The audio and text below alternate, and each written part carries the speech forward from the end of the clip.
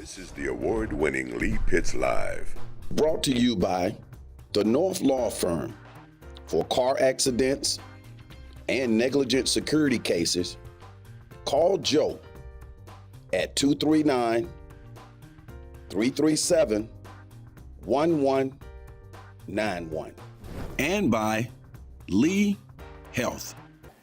Welcome back, Southwest Florida. I'm so honored and thrilled to get Martha here, and that'd be doctor.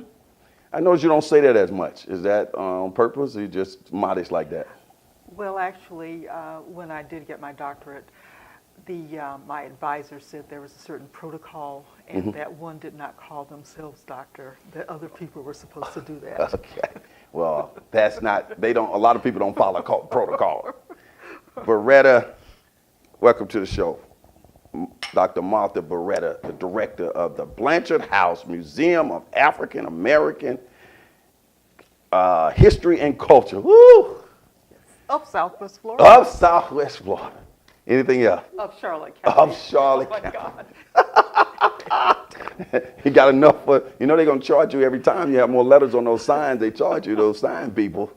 All right, that's a great name, but you want to make sure each one of the words in there meant something, right? Let me say it again. It is the Blanchard House Museum of African American History and Culture of Charlotte County. All right.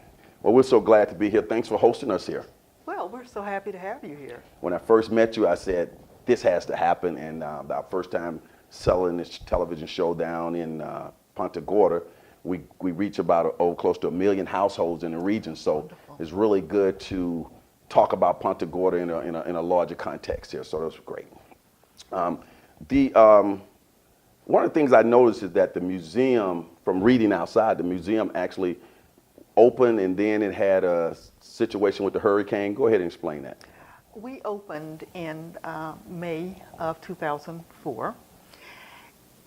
In August, Hurricane Charlie came and the roof came off and we were closed for 2 years. So in 2006, we had our grand reopening. What was the inspiration behind establishing this? Your relatives, right? Actually, my mother, Bernice Russell, was very proud of her heritage. Our family has been in Punta Gorda since 1885. And so Mother was very interested because she knew all the stories of telling the story of the African American contributions in Charlotte County. So Mother started just kind of taking her little exhibit around. She took it to first time at our depot. And then this house, the Blanchard House, it belonged to Joseph and Minnie Blanchard. He had been a steamboat pilot. He was in the Spanish-American War. Minnie was a mail-order bride from New Orleans. So they owned this house. They were friends of my grandparents. So when both the Blanchards died, Mrs. Blanchard had 2 daughters, Myrtle and Beatrice, but neither had children. So when those girls died, the house was here. It was sitting over on Fitzhugh. So Mother bought this house, and her intention was to turn it into a museum. She bought the house in 1997. Mother died, unfortunately, in 1999. And so my children and I, Jahan, Saba, myself, we decided to give the house to what started as the Bernice Russell Foundation, Bernice Russell Center. So we gave the house, and the house was moved from Fitzhugh over to Dr. Martin Luther King so that we could start to revitalize this area. But okay. Well, I'm so glad that you guys had the vision to do this and to provide such a masterpiece for all of the country to come and tour and see. What are the hours here for the museum?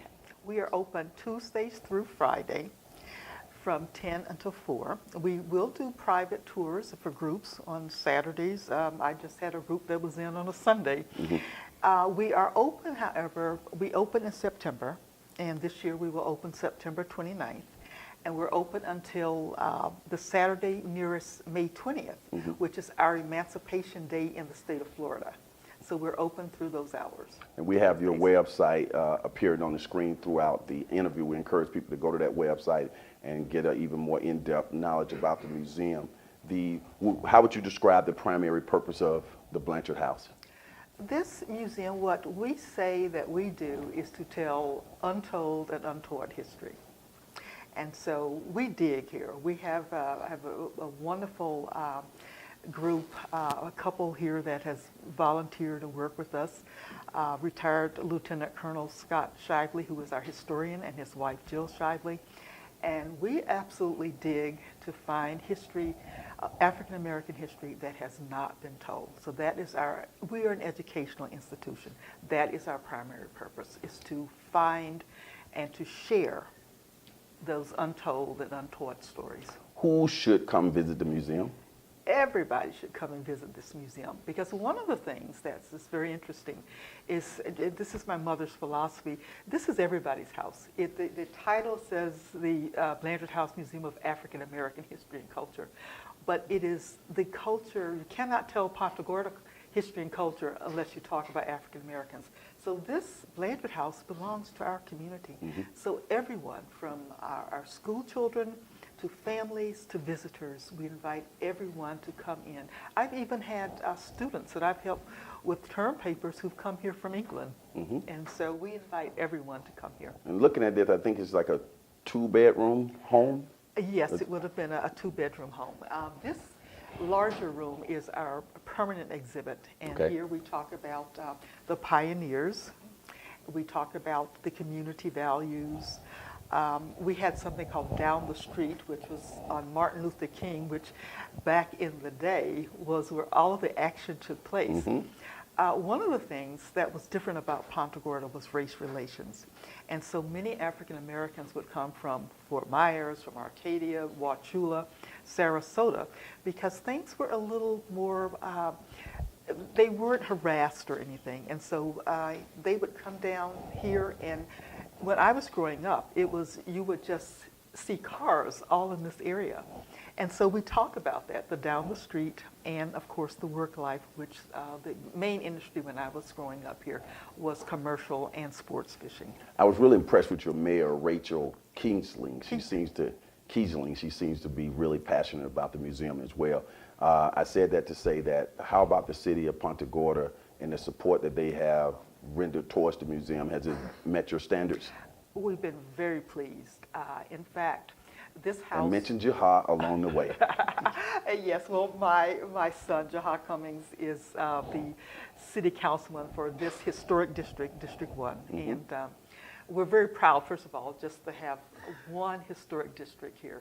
It includes all areas of the city from one side, the city center, to the other side, because everything here, the people who came here established this, and it is historic. The city has been very, very helpful. First of all, let me say this house was in very bad condition. The city gave us $25,000 to renovate the house. And we did that. We used that $25,000, but we have a plaque here. My mother was very well known and very loved here. And people volunteered because of Bernice Russell. They came forward. Then when we needed to move the house was over a couple of blocks away. It was on Fitzhugh.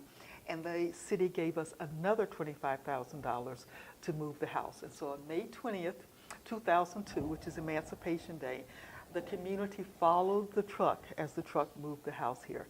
So we are just very pleased with the kind of assistance that the city of Ponta Gorda has given us. They have recognized that this is an important educational institution in the city, and we appreciate that. Describe this community where the museum actually sits now. Okay. This community is a very old community, as I said before. People early on lived closer to the city center, and then this area was opened up. My grandparents in the 20s bought property here. Right now, most of us who live here are elderly, mm-hmm. And that's because this community had very strong principles in terms of religion and education. And what happened was that their children, in the days of segregation, they had to send their children away to go to school. They simply sacrificed. My mother and her sister lived with family. My mother graduated from Howard Academy in Ocala, my aunt from Union Academy in Bartow. So the original settlers here, they educated their children. They sent them to what was FAMC. But we remember we were in the days of Jim Crow.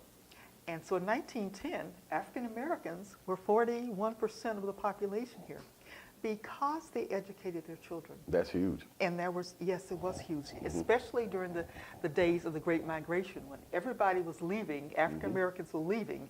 We had a 41% African American population here. That says a lot about Ponta Gorda. But there were Jim Crow laws. And so we had this whole educated population who, because of the Jim Crow laws, not so much the relationships between people here, but because of Jim Crow laws, moved away.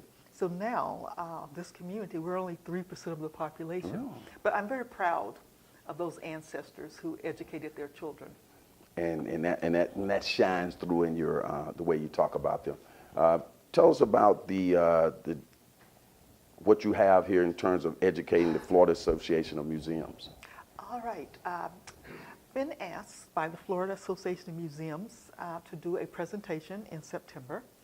And they are concerned about how museums can be involved in social issues. So what we will be doing is a presentation on how museums can help communities discuss and talk about community issues.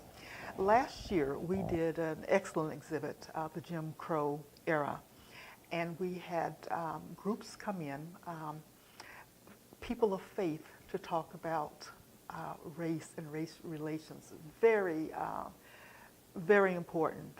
And so I will be talking about that exhibit. I will be talking about that experiment where we had people to come in, look at our exhibit, see what Jim Crow was about, and share their views. This year, our exhibit is The Great Migration. It has been an exceptional exhibit. It's been exceptional, and so many people have come in and they've learned so much about that time period from 1910 to the Depression and then after the World War. One of the things that impressed me, though I have to say this is my hometown, and Mayor Kiesling talked about that, was that when I did the research, I looked at what was happening in Florida, how many African Americans were leaving Florida. And I looked at 1910 when people were leaving, that African Americans were welcome here. They were a part of this. And in case you don't know, 4 African Americans signed the Incorporation of Ponta Gorda. That was in 1887 when the strictest Jim Crow laws were passed in 1885 in Florida. That's the heart of Reconstruction there. Well, a little after that, yes, but 4, just think, in an era where African Americans could not vote, were chased out in Ponta Gorda, 4 African Americans signed to incorporate the town. That's why my mother wanted the museum, because she needed to tell the story. Okay, and the story is being told right here on television. Final question, what can people, well, 2 things. How can people donate? We got your website on the screen. They can go there and donate. It's a nonprofit, yes, right? And what are some particular things they will see when they come here? You have different types of shows or exhibits or things like that? Well, I have to tell you about next. First, this room, the large room, is about Ponta Gorda, the history of African Americans in Charlotte County and Ponta Gorda. Every year, every September, we do a changing exhibit in the John Henry Allen Gallery. John Henry Allen was a part of us. He was an activist. You probably have heard his name with the NAACP. Each year we do a changing exhibit. So we've had the Jim Crow era. This year we have the Great Migration. Well, next year we're changing it up a little bit, and we're doing the African roots of Southern cooking. And we certainly invite you and everybody else to come in and have a taste of Southern cooking. Oh, well, you know the date on that yet? We open September 29th. All right, people write that down. Yes, it will be a fun year because we will be talking about many people do not understand that the first meal that was ever prepared was prepared in Africa. And the foods, many of the foods that we know now that we eat came from Africa. Well, you have a wealth of knowledge. Well, always researching. We have to. Remember, our motto is untold and untaught history. Well, it's been a pleasure having you here on the show. I know in a couple of weeks, we're going to have, a couple of 3 weeks, we'll have you back to talk about your book. Okay. We're looking forward to that. And of course, we mentioned Jahad. He'll be on our show next week. All righty. All right, let's bump you out. All right. But those who say it can't be done, they're usually interrupted by those like Martha and all the fine people here at the Blanchard House Museum of African American and culture and history and culture of Southwest Florida, Punta Gorda, the state of Florida. All right. We'll be right back. All right. This has been great. Hey, this is Lee Pitts, the host of Lee Pitts Live, right here on Fox 4. Glad you checked us out here on YouTube. You want to not miss any of our shows, so we encourage you to subscribe by clicking that red button at the bottom there, and all our Lee Pitts Live shows will come directly to you, conveniently located.